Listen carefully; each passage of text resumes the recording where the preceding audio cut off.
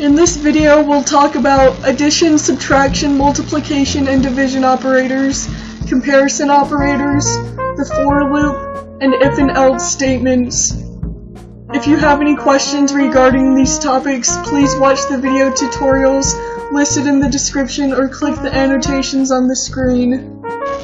In the first example, we have if A equals B, then return B times A, else return B minus A, with two practice calls at the end. The first call would execute in the following way. We'll switch 4 and 7 with A and B as the parameters, so if 4 equals 7, return 7 times 4, which it doesn't fit into, so we'll move on to the else statement, which is 7 minus 4, and the answer would be 3. The second call would execute in the following way. We'll switch 5 and 5 for A and B, so if 5 equals 5, which it does, we'll return 5 times 5, and the answer will be 25 because it fits into the first if statement. We don't even need to worry about the else statement in this one because it fits into the very beginning if statement. The second example asks us to write a function that will receive 3 parameters and return the result of adding them together. We will use the addition operator and simply add x, y, and z together like this. So when you replace x, y, and z with 5, 2, and 4 for the parameters, you'll get 11. In the third example, it asks, what is the output of the following function calls, which can be found at the bottom of the screen.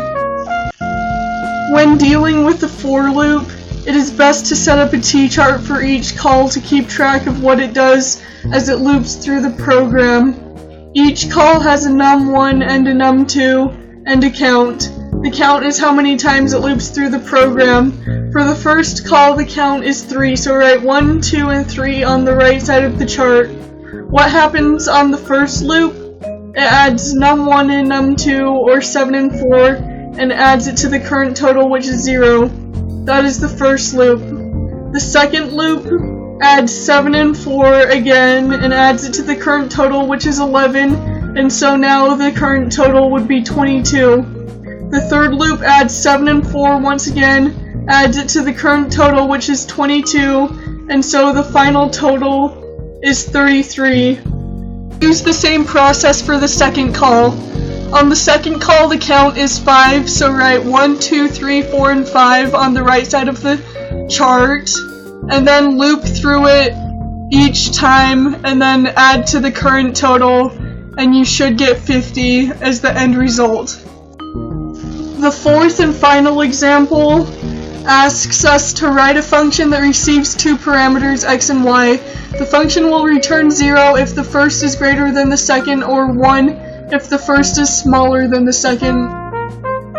We'll be using a greater than comparison operator while we write this program.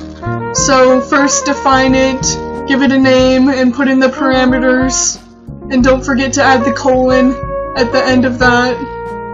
Then write if x is greater than y, put the colon, will return 0.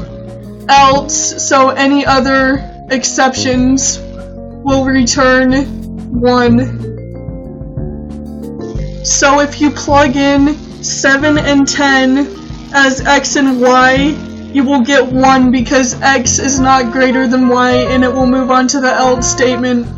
But if you plug in numbers such as 23 and 15, the product will be 0 because it satisfies the first if statement.